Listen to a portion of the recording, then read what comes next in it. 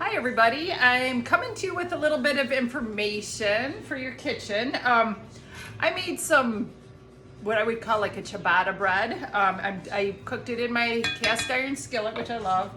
But I want to talk to you a little bit about yeast because a lot of people don't know much about yeast. Yeast is, you can buy it in different forms, but I usually buy it in a dry form. And when you go to buy it, you can either buy rapid rise or regular. The difference is really not a lot other than rapid rise is gonna rise quicker. If a recipe calls for a teaspoon or a tablespoon of yeast, rapid rise and regular can be interchanged, just so you know that. The bread I made has 4 ingredients. It has flour, water, salt, and yeast. That's it. That's all it has in it. And I used a wheat flour, so my bread is pretty dense. Anyway, yeast is actually an active cell in it, and it's dormant until you activate it. So with a rapid rise yeast, it usually will rise about in half the time, or maybe about a third of the time of regular yeast. So that's why I like the rapid rise. I usually like to be a little bit quicker.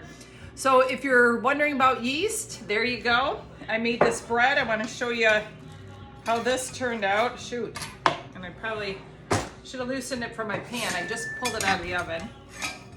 So anyway, let's see what we got here. I'm gonna scoop under it, see if I can get this out of my pan, all right?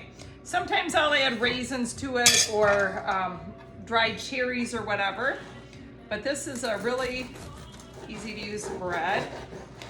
I'll show you what I come up with. And this is, again, this is a wheat bread that I used all wheat flour.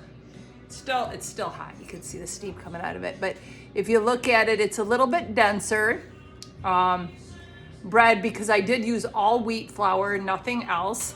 And so this is one of the breads you could make very quickly. It takes, with the rapid yeast rice, it usually takes 1.5 hours to 2 hours only to rise the first time.